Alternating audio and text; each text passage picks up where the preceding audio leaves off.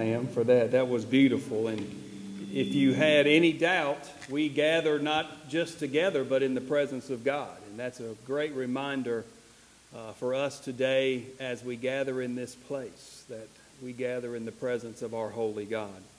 Glad that you're here this evening, this afternoon, as the case may be.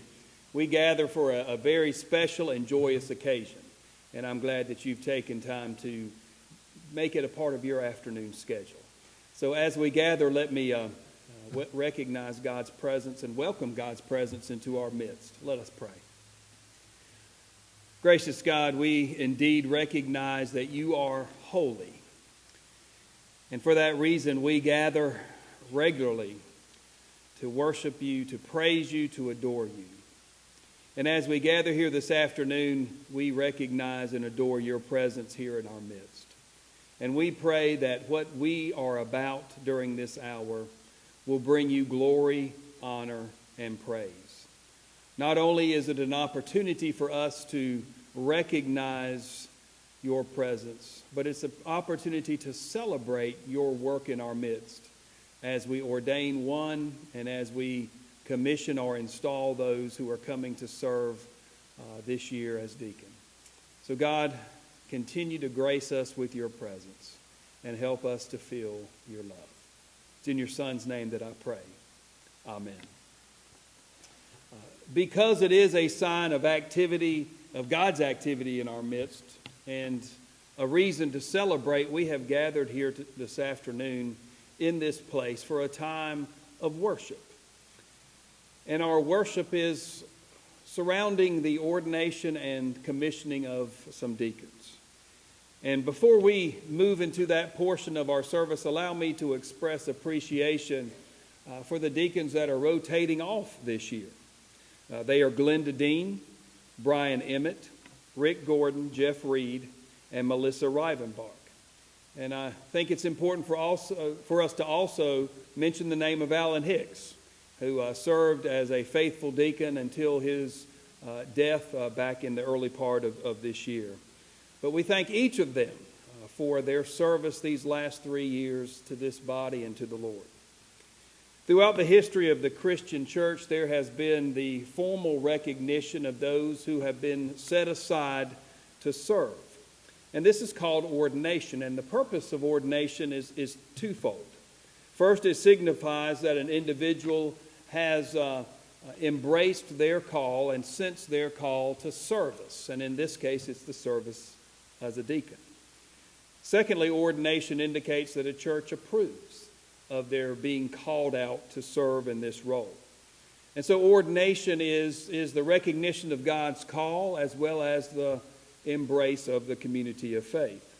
And so this evening we gather to celebrate with one who comes to be ordained as a deacon here at Longview Baptist Church, and that is Sandra Stricker. And it's become part of our practice these last few years to ask the person that is being ordained to share a brief testimony. That testimony could go all the way back to when they felt the call to become a follower of Jesus Christ. It could be as recent as their call to serve as a deacon, or it could be about what God is doing in their life or what God has done in their life. But we're asking our candidate to share a brief testimony about God's work. And so at this time I invite Sandra Stricker to come forward and to join me here at the pulpit, and she's going to come and share a brief testimony with us.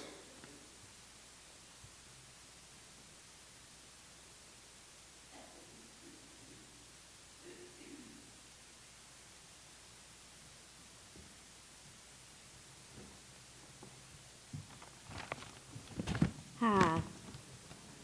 When I was approximately 12 years old, I decided I wanted to be a Christian and joined the church. We had church at Merle and George Swicegood's house. Later, we built the Quonset hut. I was baptized at Temple Baptist Church. Later, we built our church next door to the Quonset hut. I attended Longview Baptist Church until I was married, and Nikki and I were married at Sacred Heart Cathedral. I decided to join the Catholic Church so my family could worship together. After being married for many years, I talked to Mickey and I decided to come back to Longview Baptist Church. I found myself missing my church family and started attending church at Longview again. It's easy to get into a routine going to Sunday school, church, and Bible school. I felt like something was missing in my life, and I wanted my Christian faith to continue to grow. I have fond memories of the Quonset hut. I recall one Sunday when Daddy walked to church. He got in church and looked around and saw that our Cocker Spaniel, Cindy, had followed him to church and was inside the church like she was a member. I also remember a Christmas program we had with angels on the stage. We had real lighted candles, and one of the angels caught on fire. Treva Hunter beat the fire out with her hands. About 6 to 8 weeks ago, I was in Sunday school looking at the bulletin and saw an insert where the church was looking for new deacons. I've been thinking of ways I could be more involved in my church, and I asked my Sunday school class to pray for me. I saw this as an opportunity to come closer to God and to help people in my church. Also, it's a way for me to get to know people better in the church. It's a blessing for me to have been chosen as a deacon, and I look forward to serving the church.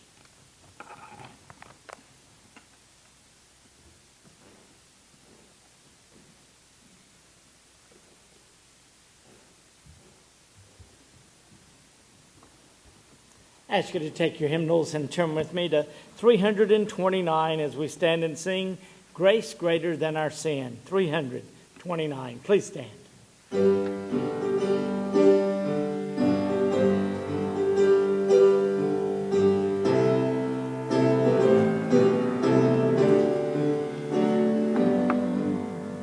Marvelous grace of our loving Lord, grace that exceeds our sin and our guilt.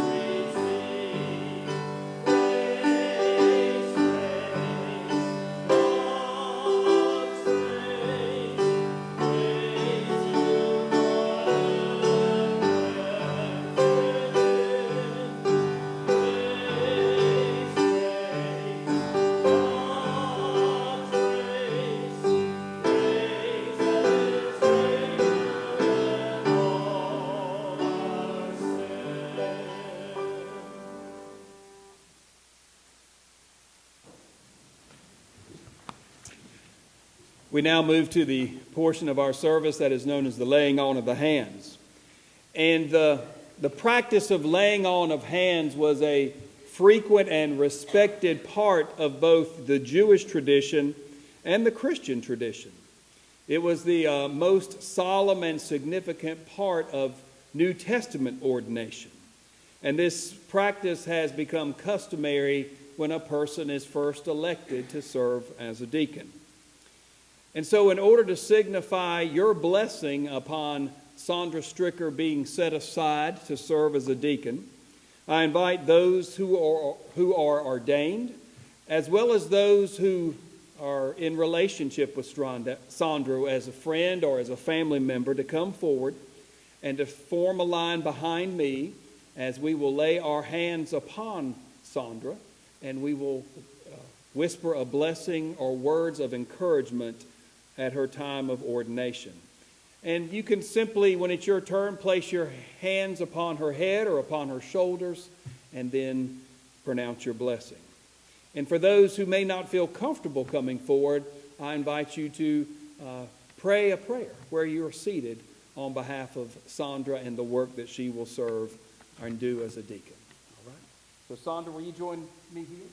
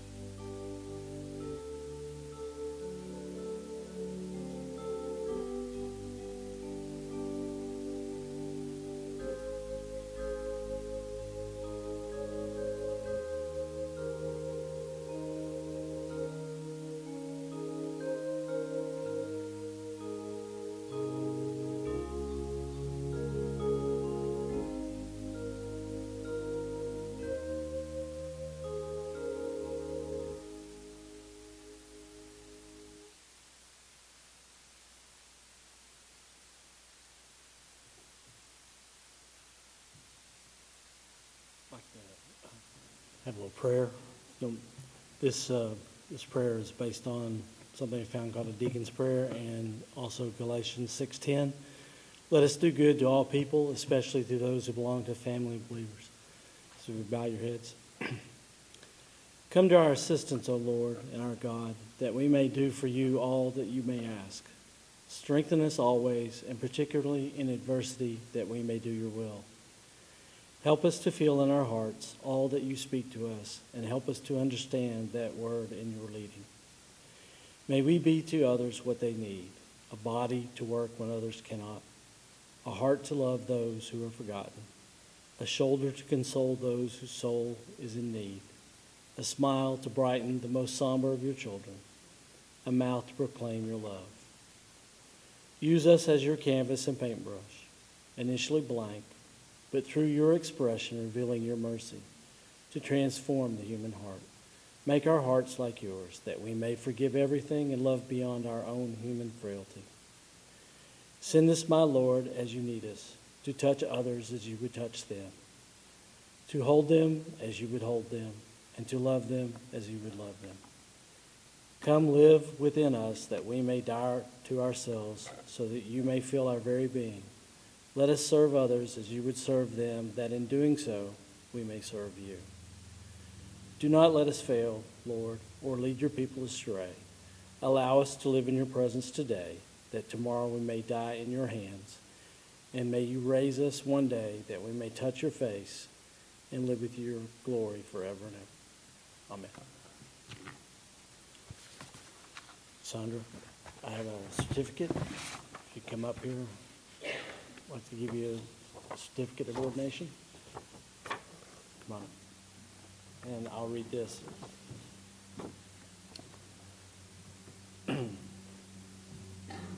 It's a certificate of ordination for Sandra Stricker, having been chosen as a person of good report, full of the Spirit and wisdom, and capable of serving well, was set apart publicly to the office and the work of deacon by Longview Baptist Church at 2308 North New Hope Road, Raleigh, North Carolina, on the 25th day of August, 2019.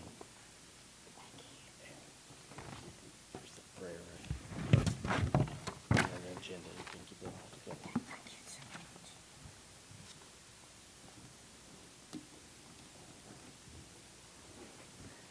Ask you to take your hymnals again and turn with me to hymn number 290 as we stand and sing just the first and last stanzas of I Am Thine, O Lord. 290, first and last. Please stand.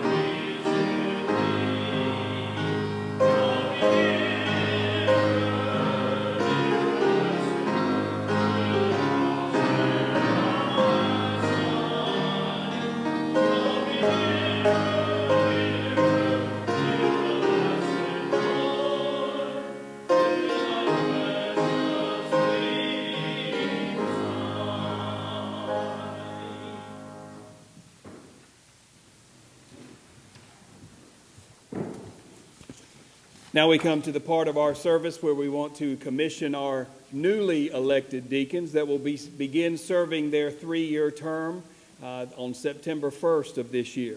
So at this time, I would like to re-invite Sandra Stricker to join me here at the front. as well as the deacons that will be coming on, Durwood Burnett, Jim Hardy, Joey House, and Jennifer Reed. Don Betts is unable to be with us tonight as he is out of town, but we will install him in spirit tonight. How about that? So you can just line up right here, would be great. The Bible makes it clear that all of us who are God's children are called to serve. We are called to serve based on the gifts and the talents and the abilities that God has blessed us with. We also recognize that there are times when some are called to serve in a special way. And this is the case for those who are called to serve as deacons here at Longview Baptist Church. Deacons are servant leaders. That word together may seem very strange, but that is the demonstration of our Lord and Savior Jesus Christ, who led us in the great act of serving us. And so our deacons live in that same character and theme. Here at Longview Baptist Church, our deacons serve three primary tasks. One is to discern the will of God in all matters that pertain to this church. Secondly, to establish and maintain relationships with the members of this church. And third, to assist in the serving of the Lord's Supper, where we recognize the great service sacrifice of our Lord and Savior Jesus Christ. Our deacons are not called to serve alone. They serve in partnership with the ministerial staff here at the church in the completion of these tasks. And so on the handout that you received this evening, you will find a charge to the deacons and a charge to the church. And so we will begin with these deacons that are rotating on. Deacons, do you promise to live in such a way to bring honor to Christ and His church? Do you promise in the presence of God and this community of faith to accept the responsibility of the office of deacon and to the best of your knowledge and ability to carry out the duties of this office? If so, please say, I do. All right. I'll turn to the church now. Church, do you acknowledge these persons as deacons in this community of faith? Do you promise to encourage and to pray for them? Do you promise to cooperate with them in the fulfillment of the mission of Longview Baptist Church? If so, please say, I do. I do. All right. Will you join me for prayer? Oh God, we celebrate that you are still in the business of calling out people to serve. And we're thankful that you have called out these individuals who stand before us today and stand before you today to serve here in this community of faith called Longview Baptist Church. Oh God, we pray that you will instill them with great courage and strength, that you will help them to be aware of your power and your presence and your peace as they endeavor to do what you have called them to do, and that is to serve here in this community of faith. We pray that you will give them wisdom and understanding as they fulfill the role of discerning your will in our midst. We pray that you will give them compassion and strength, kindness and mercy, as they are called to fulfill their duty of building and maintaining relationships with those who are a part of this community of faith. And we pray that you will give them humility and grace as they help in worship, and especially as they lead us in times where we remember what your Son Jesus Christ has done for us through the observance of the Lord's Supper. Oh God, we pray your special blessings upon them and upon their families as they serve you in this special way. We ask your blessings upon them as they will soon join 12 other individuals who have been called to serve.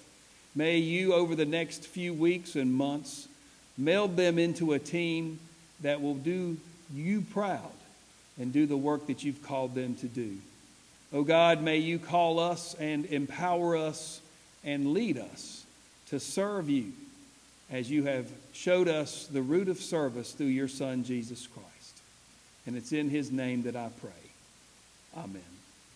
Deacons, you may return to your seats.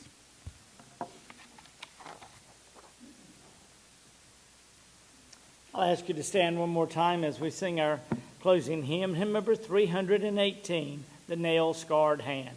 318. Please stand.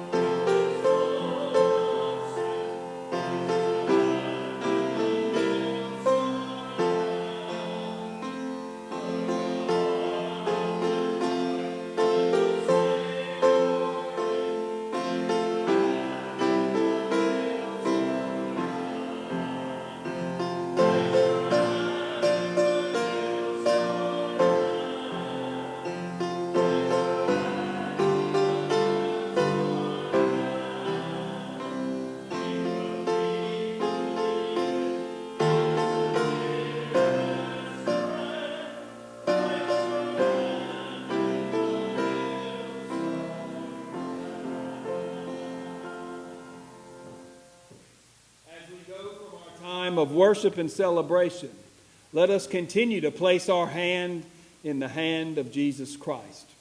He will lead us as we go from this place, and He will help us to see with eyes that He is at work in and around our lives. He is at work in our world.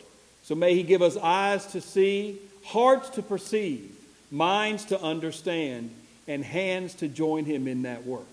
Go in peace, empowered by the Holy Spirit. Amen.